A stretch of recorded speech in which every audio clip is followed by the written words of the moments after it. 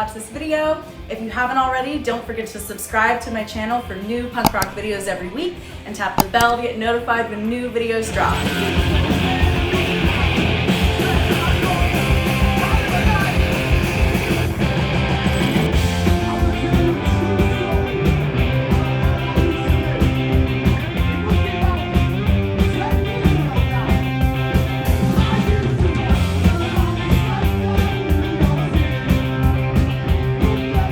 My name is Erin Micklow, and I'm here with two of the guys from Waco. Introduce yourselves. My name is Jack, and I sing. I'm James, I play guitar. So you guys are labeled as cosmic punk. Can you talk about what that is exactly? I've never heard that genre of punk. Yeah, we made it up. Yeah. Yeah. You've heard punk music, right?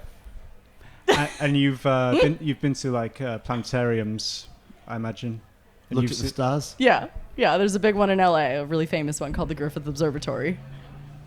There you go. We kind of mashed those two things up.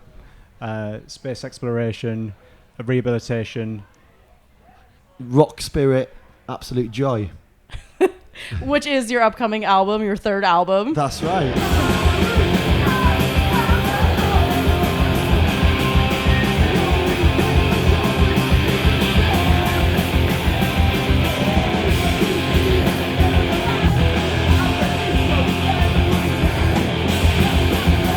Can we talk about your third album and, what went into making it? It's coming out in September, correct? It's coming out in September. So the idea for the title came, because the title's quite an interesting talking point. We were at Avebury Stone Circle and we were digging, and we found what looked like a CD, but it was from like Neolithic times. So it was a stone, and it had RSAJ written on it. Yeah. And we were like, what the hell does that stand for? And then we sat under the stars. This is where the cosmic punk thing comes in. And then James said rock. I said, okay.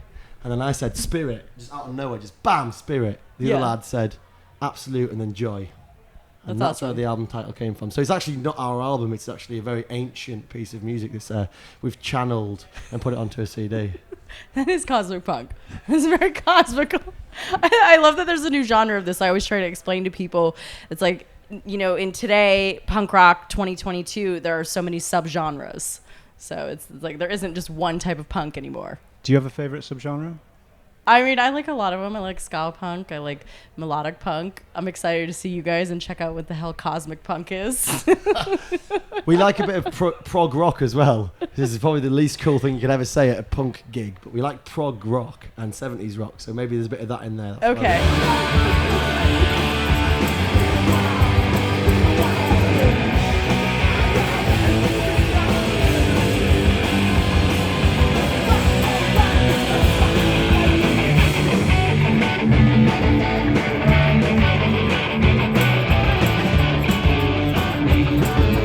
Yeah, listening to you guys, I didn't really know how to pin it and what your style would be. I was like, it does sound very English. I mean, obviously, I'm still learning about the scenes here and the bands over here being an American.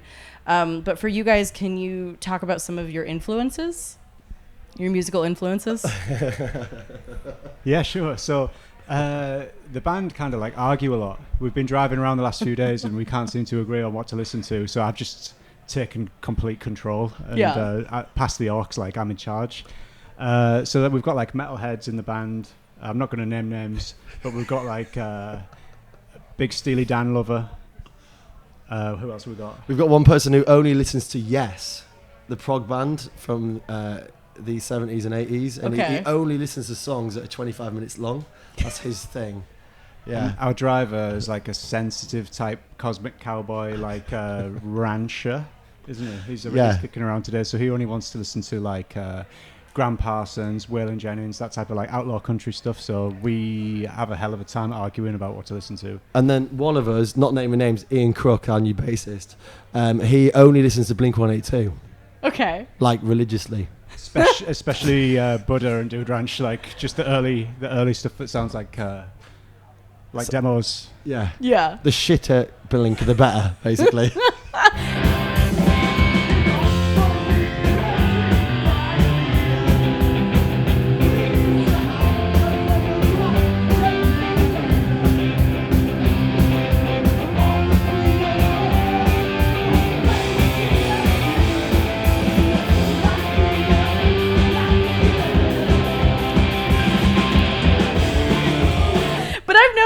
about it, a lot of people in Europe and the UK, they're like really about Blink-182. Yeah. I don't really. I mean, I like Blink-182. I've interviewed Travis Barker, and but they're great.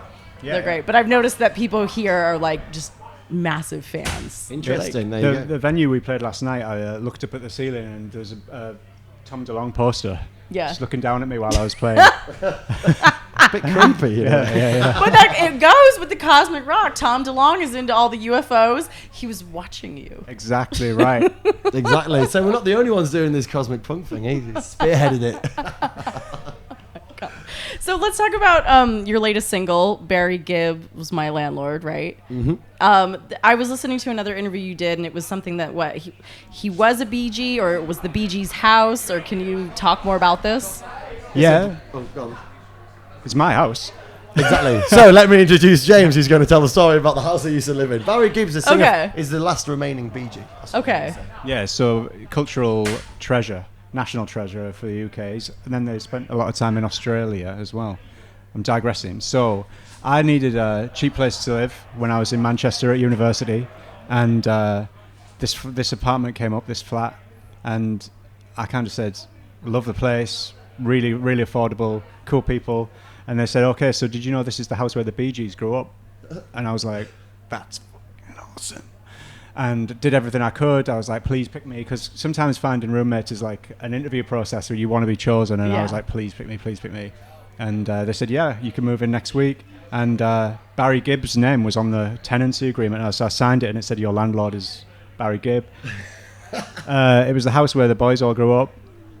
And it was like an awesome party house with a big basement, all kitted out with like decks, and had like cool graffiti all over the place. And he kept it affordable for musicians, creative people, and he always wanted it to be like a place where artists could afford to live and enjoy themselves and kind of like do their thing.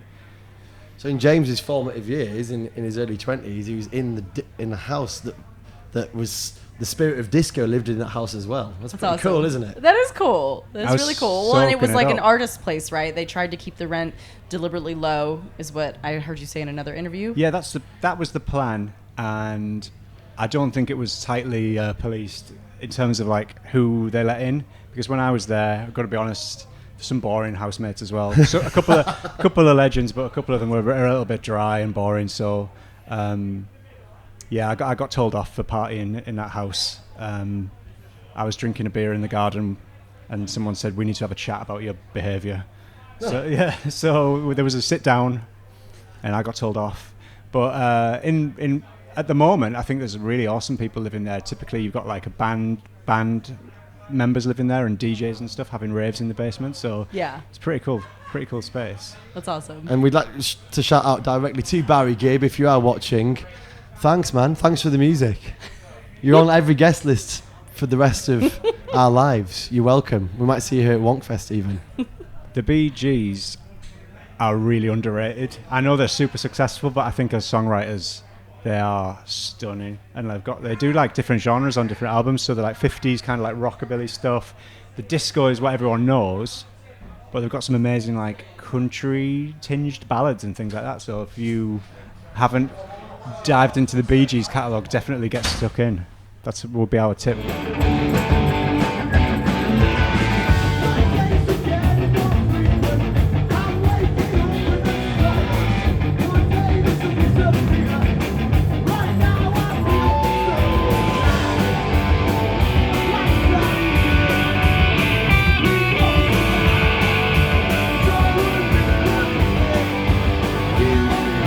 You guys are actually very optimistic. This is your thing. Yeah. Despite this You like crushing... the transition. Yeah. That's great. Yeah. Even in apocalyptic heat, we can be optimistic. Yeah, we are really optimistic. We think that, I mean, it's obviously things are hard for a lot of people at the moment, and have been for a long time. But I do think optimism is a force of change that can be harnessed and can be worked towards. I think that all of the biggest socio-political movements or big changes in our society have been driven by optimists who can see a better tomorrow, you know? Yeah. If you're a pessimist, which is sometimes how we all feel, that doesn't really inspire you to change things or to make a change in your life because you don't see a better tomorrow. But I think optimism isn't necessarily shallow. It's just as deep as, you know, any other outlook on life. Yeah. And I do think it can inspire you to change things. And so optimism's cool. Also, it's just a message of when we haven't had much, we've still tried to see what we do have and count our blessings in that way, you know? It's very easy to work out what you don't have, what you're missing in your life, but we try and be mindful and think about what we do have and be thankful for that. So that's part of our optimism as well. Yeah, and in all seriousness, listening to I forgot what the song title was, but one of your songs specifically, I was like listening to it as a first listen, and I was like, oh wow, like this is really positive. I like this kind of like wokeness, because there is a lot of negativity in the punk community, and it's like, why, you know, like what is that disparity about the punk community that a lot of people have the mindset that they just want to be down here and just hating the world and hating this, and it's like, why? I mean, yes, bad things happen, but don't you want to rise above, just like what Black Flag would always say, you know, things like that, of like there are some bands that promote that message, but unfortunately so many people in the punk community, you know, have that mindset, and it's like, guys, you're not going to get anywhere whining about it. Get out there and take action. Yeah, I agree. So I agree. Yeah, it's important to recognize shit things in the world as well, obviously. But I think I agree that it's like, you can also imagine a better world, right? Yeah, we're gifted with an imagination, and bad things are always going to happen. You have a choice do you have a choice how you respond? That is something you do control. You can either let things get on top of you and sort of like perpetuate a cycle of a downward spiral and misery and so on, or you can take a different view, and we try and do that, right, in the face of adversity. Absolutely. And there is adversity. For often. Sure. Yeah. We are really unlucky, aren't we? In some ways. Like we're very blessed, but how are you? Some, well, obviously some calamitous as well.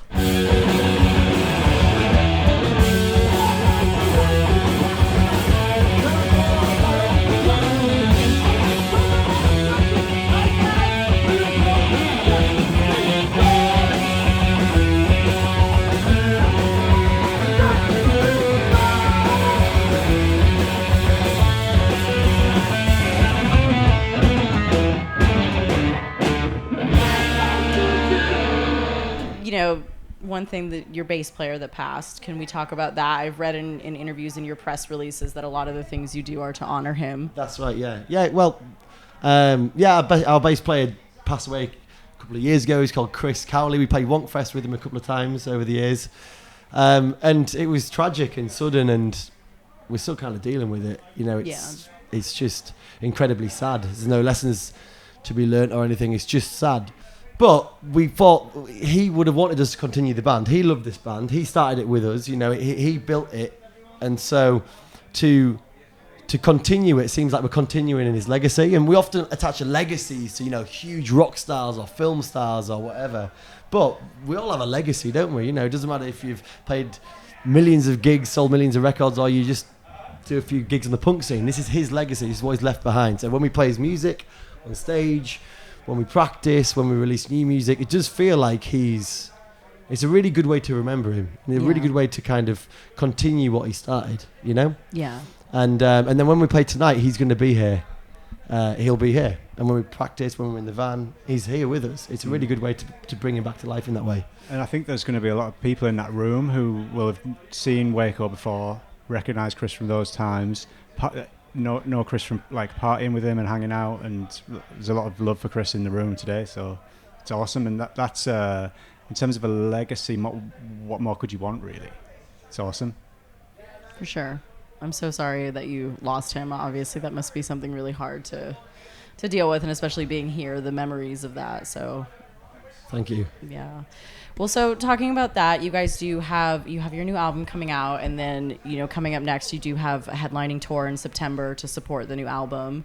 What kind of things do you do to prepare for a tour, and what else do you have coming up? Wow, great question. I mean, tour preparation these days, I think we're all starting to show signs of age. So I'm like making sure I've got my like resistance bands packed in my bag, so I can do a little kind of like Pilates routine, keeping limber and stuff like that, because I can't like do backflips and throw my guitar around like I used to. So that would be my tour preparation tip. What have you got? I just exercise loads. Yeah. I love running and going to the gym and eating healthy and all that. If I start the tour feeling all right, by the end of it, I will feel shit, no doubt. But at least I've started. On some on like kind of healthy foundation. So I like being fit and healthy before the gig. But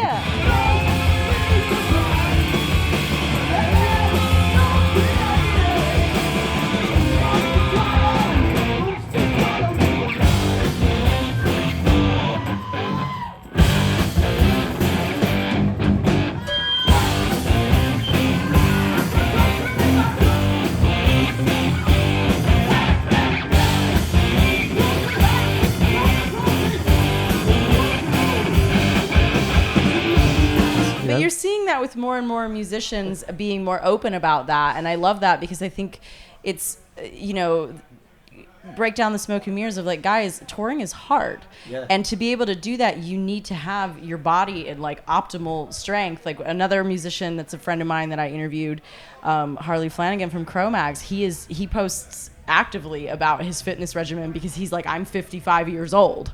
And he's like, this is how I do these shows every night. It's like you need to have that body strength to have the energy to do a great set every night. And it's like, it's not just all partying. Yeah. I mean, there's partying, but it's like, I mean, you have to have balance, or else you're not going to survive. Exactly. The tour. You have to have the stamina to keep up the partying at the level that you should, I saw a band the other day put on their Instagram story about like, people ask me how I survive tour, and this is the secret, and it was like a bottle of cheap multivitamins, and I thought, oh my God, like, you must be a little bit younger, because if that was the only line of defense, if that was the only line of defense I had against touring, I would not survive like 2 days. I need like a full kind of like, I've packed the spirulina, I've got like a NutriBullet type thing in the suitcase. So yeah, exactly. I need a lot of defenses at all times. Some random homeopathic pills that I've just picked up just in case they help me. Yeah, we visited a crystal shop yesterday. Yeah. We went to Avebury in Wiltshire, which is like an ancient site of prehistoric Britain with stone circles and stuff. So you can imagine the tourism that's popped up around there. We visited a couple of crystal shops. Deck, who's kind of like tour manager and driving, helping us out, picked up a couple of candles. Really nice. So we feel like our chakras are aligned for tonight. Good. That's what you're trying to say. I feel like we're all charged. Yeah, we went to the pub as well. Yeah, just to rebalance things. Crystals and beers. Okay. Crystals and beers. That's the name of the fourth album. Nice.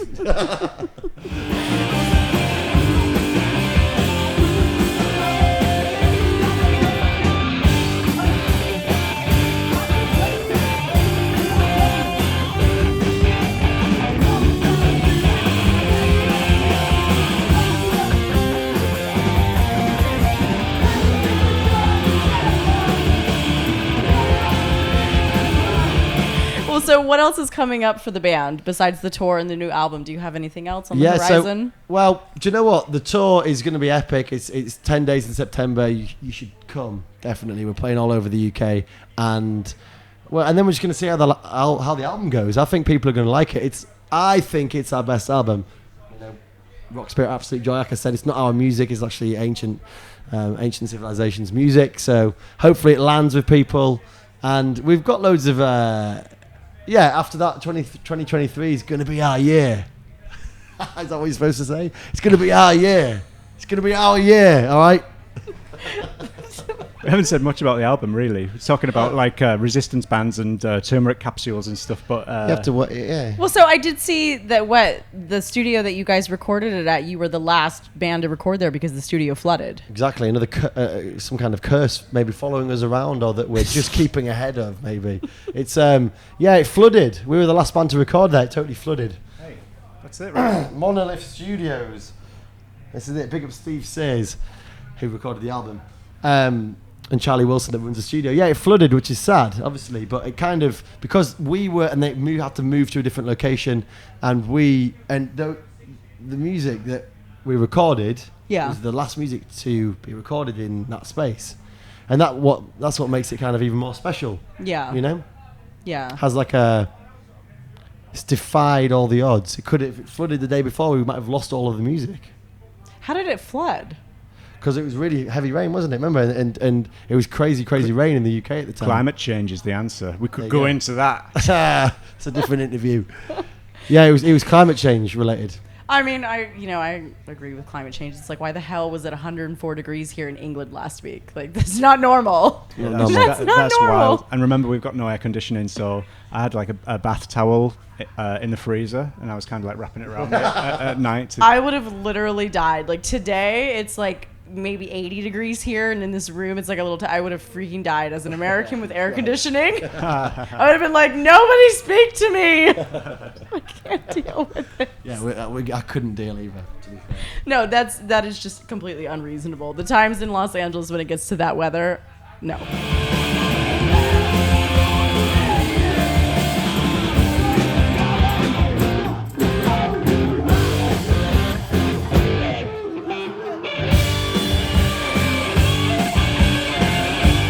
Well, so is there any last words that you want to say about this new album? Anything else that you want to touch on with it? Obviously, that was crazy that it flooded, but thankfully it flooded out. I know, it's crazy, isn't it? It's sad it's weird to say that, but yeah. So maybe you don't have such bad luck. It depends how you look at things. I would say that was pretty lucky. Yeah, maybe maybe things have turned a corner for us. Luckiest band in the UK punk music right now. I feel lucky. Yeah, I feel very lucky. Mm. I feel lucky to be able to play music with these four lads. I feel lucky to sell records, to meet people, to make friends, to make new friends like you. I feel lucky. Yeah, exactly. Like just even things like the opportunity when you reached out and said, "Do you want to chat?" That's really lovely to bump into new people on our travels. And about the album, I'll say it's coming out on Ven Records. Okay. On the 2nd of September. Is that right? And then we hit the road that day. So we're going to do something in London on that day, something special to be announced. And then we've got a little string of dates coming up, so keep an eye out for that. That's awesome. Well, I think I'm going to close with that and say thank you guys so much for taking the time tonight. Thank you so much. Thanks, Erin. Let's go and see some bands. Woo! Pizza Tramp. We are Waco. You're watching Last Rockers TV.